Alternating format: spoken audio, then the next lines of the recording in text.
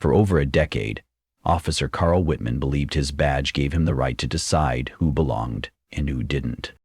He saw Augustus Moore driving a quiet black Lincoln and assumed it meant something was wrong. A black man, alone, well-dressed, too composed, that was enough to trigger suspicion. But when they picked Augustus Moore, they didn't know who they were messing with. They didn't know he was a sitting Supreme Court justice, a man who had quietly shaped the very laws Officer Whitman claimed to enforce. What came next wasn't just justice, it was reckoning, one that would ripple through classrooms, courtrooms, and even Whitman's own home. Before we go any further, comment where in the world you're watching from and make sure to subscribe, because the story you're about to hear isn't just about one man, it's about all of us.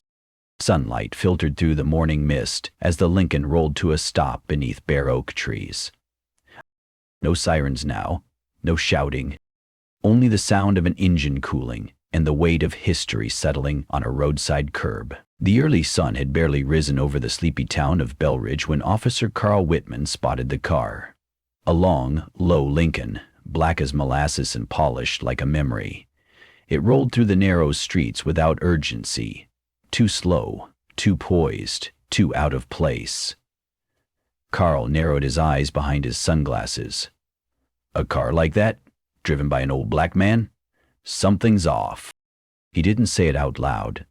He didn't have to. No traffic violation. No broken lights. No complaints from dispatch. But Carl had made a career out of instincts, and this morning his gut told him something wasn't right. So, he flicked on the lights. The Lincoln pulled over immediately, gracefully, as though expecting it. That calmness unnerved Carl. It wasn't fear, wasn't defiance, just stillness. He rested his hand on his holster as he stepped out of the cruiser. Not because he felt threatened, it was habit, protocol. Inside the Lincoln sat a man with silver-gray skin, dressed in a brown vest, felt hat resting gently on his head. He looked ahead, eyes steady, hands on the wheel. He didn't reach for anything, didn't plead, just waited. Carl tapped on the glass. The window rolled down.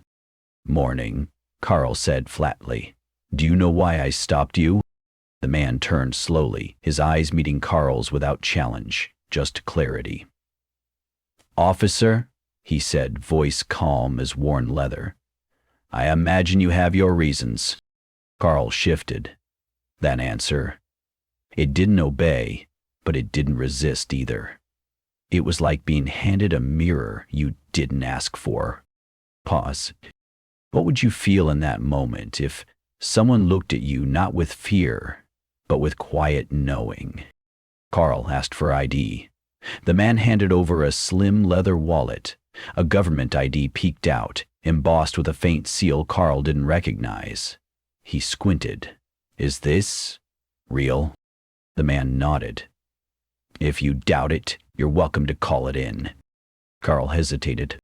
No anger, no stammering, no signs of guilt, just a man with nothing to hide.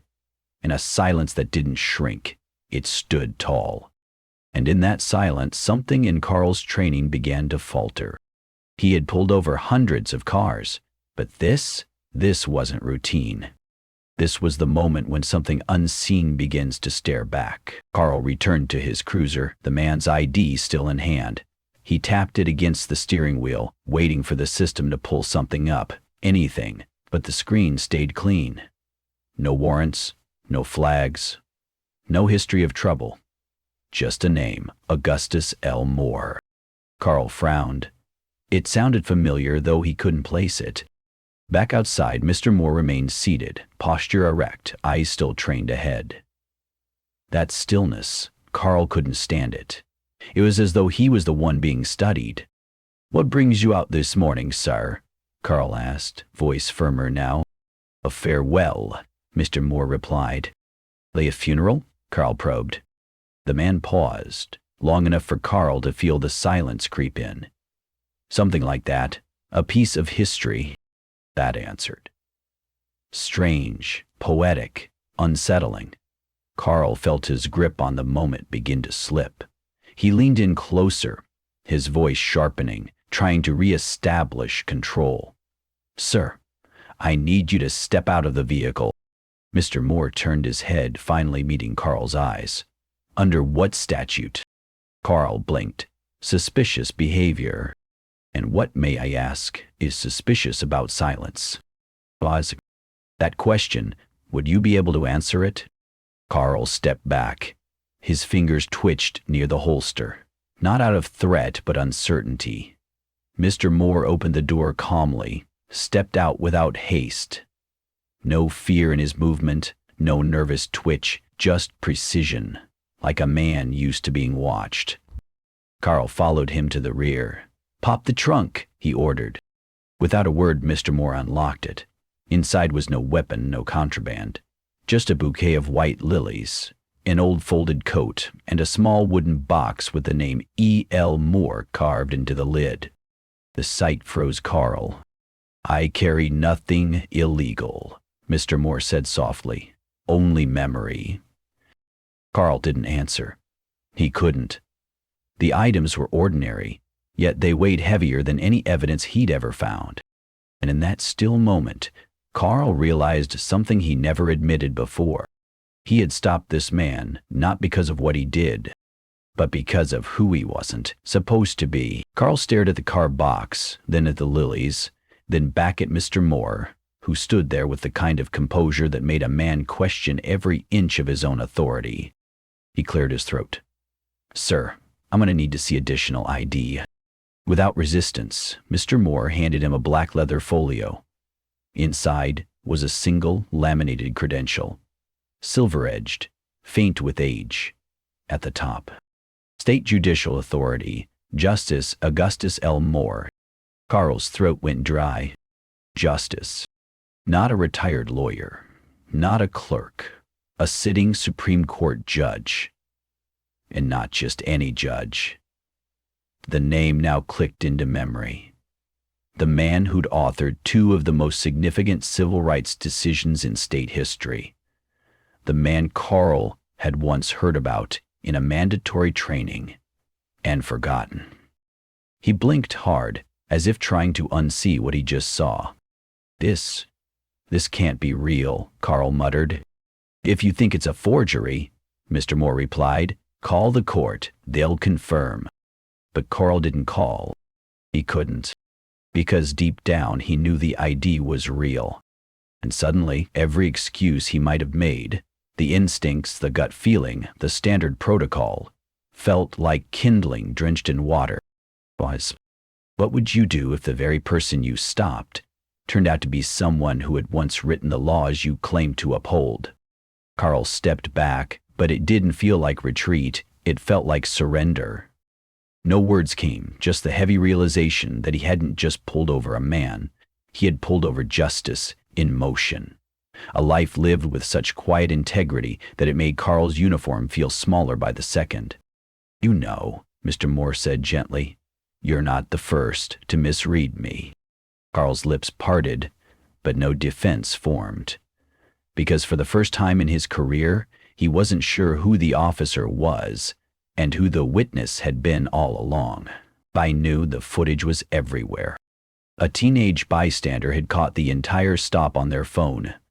Mr. Moore stepping out slowly, calm as marble, lifting the trunk to reveal flowers, not contraband. His name wasn't spoken in the video. It didn't need to be. Someone in the crowd recognized him anyway. "He's the one who got my uncle exonerated," a woman whispered, tears in her voice. "And now they're stopping him like a suspect?" The clip surged across social media in hours. The caption was simple. "This is what dignity looks like when it's mistaken for threat." Carl sat alone in the break room of the precinct, scrolling silently through the storm he never meant to spark. His fellow officers passed by without a word. His commanding officer didn't scold him. He reassigned him. No suspension. No statement. Just an unspoken message. Get out of sight. That night, Carl didn't sleep. The images replayed. Moore's stillness, the weight of the wooden box, the unshaken tone of voice. He hadn't raised his voice once. He hadn't refused. But somehow, Carl had walked away feeling like he'd just stood trial. And maybe he had. Pause. What kind of man makes you question your own reflection without ever asking you to? By morning, news vans were parked outside the courthouse. Reporters quoted legal scholars, veterans, everyday people. Some called it a mistake, others called it proof, but no one dismissed it. One by one, stories surfaced of others who'd been stopped for no reason, most of them older, quieter, darker-skinned. And in every one of those stories, there was no violence. Just the same question. Why was my presence treated like suspicion? Carl turned off the news. Because the truth was no longer being reported, it was being remembered. And in every telling, it was his silence that echoed the loudest. They didn't print his face on t-shirts. They didn't chant his name in the streets. But everywhere, quiet things began to change. At a local DMV, a clerk changed the way she greeted people. Instead of asking, "What's your name?" she now said, "How would you like me to call you?" In a small-town library, someone slipped a folded piece of paper inside a law book. It read, "Justice is not always loud." And across state lines, on a dozen rear bumpers, tiny plastic replicas of a fedora hat began to appear, the same kind Mr. Moore had worn. No brand, no slogan, just a quiet signal. "I saw what you did to him. I won't forget." Carl noticed it first in the precinct parking lot, one on a fellow officer's truck. He didn't ask about it. He didn't need to. At home, his son, barely 12, came in from school holding a crumpled worksheet. "Dad, do cops ever stop people just because they look wrong?" Carl didn't know how to answer. Depends. If someone you love asked you that question, would you be proud of the answer? In schools, teachers began using the video not as a scandal, but a lesson. "Watch this," they'd say, "then write what you feel, not just what you see." One child wrote, "The officer didn't yell, the man didn't fight, but I still felt like something broke." The comment was passed around faculty rooms like a psalm, because it named something that law books didn't cover: the harm of being doubted without cause. Carl kept showing up for duty, but the air around him shifted. No one mocked him, no one praised him. They just paused when he walked in, like a story had entered the room that no one was ready to reread. In a world that had once trained itself to look away, Mr. Moore's silence had done something rare. It had taught people how to look again. Weeks passed. The headlines faded, but the shadow of that moment, Augustus Moore standing calmly on the side of the road, his hands resting near memory and not menace, never quite left. One Friday afternoon, Carl sat in his living room while his son worked on a civics project nearby. The boy paused, looked up, and asked quietly, "Dad, was that you in the video?" Carl's breath caught. He had hoped the boy hadn't seen it, but of course he had. Everyone had. "Yes," he said. No excuses, just the word. His son nodded once, then turned his notebook around. A single question filled the page in crooked handwriting. "If following the rules still makes someone feel small, is it justice?" Carl stared at the page, not as an officer, not as a defendant, but as a father. Gaza. When did we start confusing being right with being good? Later that night, Carl drove past the spot where he had pulled Mr. Moore over. The road looked the same, quiet, clean, unremarkable. But he no longer felt at home there. In that place, his authority had crumbled. Not by resistance, not by protest, but by the unbearable weight of being wrong without realizing it. Across town, a school installed a new tradition.